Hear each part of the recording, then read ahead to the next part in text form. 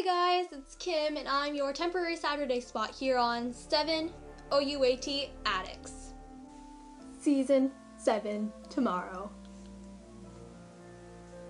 You guys will actually have seen it by the time this comes out, so you guys doing anything for season 7? I'm gonna have a party with two of my friends. One's never seen Once Upon a Time before, so I thought it'd be a good idea to start her off with season 7. And actually the friend that started me off with season 2 is coming. And no, I don't mean myself. I mean the actual person. I promise I have friends, you guys. So this week's theme is ranting, suggested by Tori April. And I thought I'd rant about all of the portal MacGuffins on Once Upon a Time, because there's like 1,000 of them. And a lot of them are contrived. Just saying.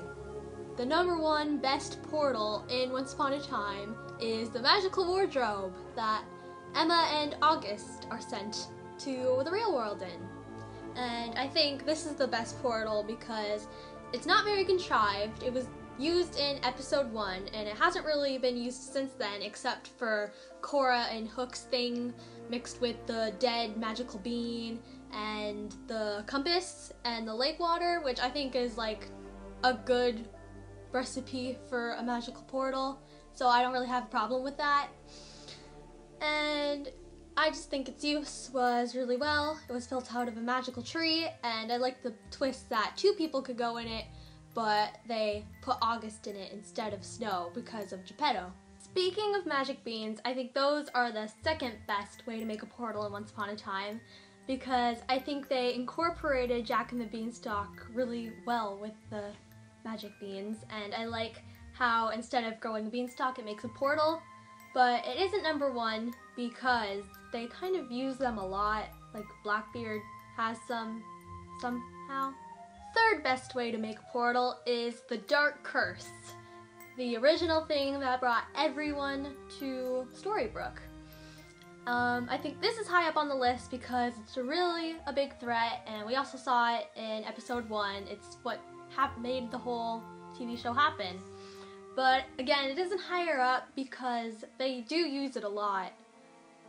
And they changed certain aspects of it, like the amnesia part wasn't actually in the curse. I have less of a problem with magic beans being used a lot because they weren't really seen as this big threatening thing, but the Dark Curse was, and they kind of diluted that. I still think it's pretty threatening and an effective portal method.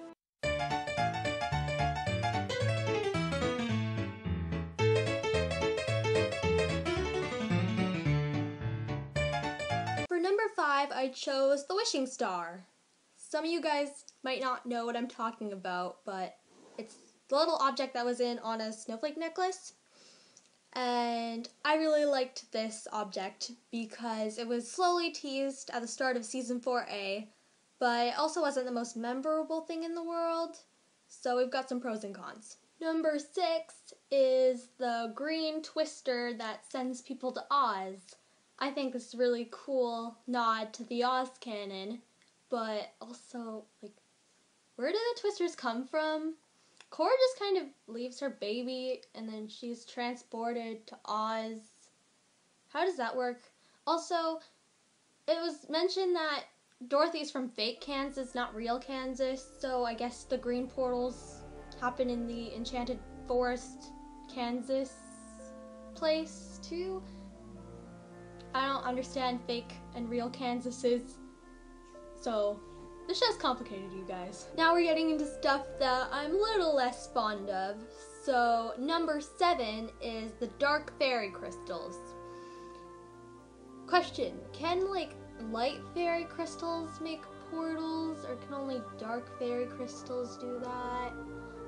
Yeah, they weren't really well established, mainly because they were like on screen for about 10 minutes until they were destroyed by Zelena giving up her magic, which, my heart. But I'm gonna give art credit to the Dark Fairy Crystal because the scene where Zelena's holding it up and she like makes a cyclone out of it, that was really awesome. So props there. #8, the Pixie Flower.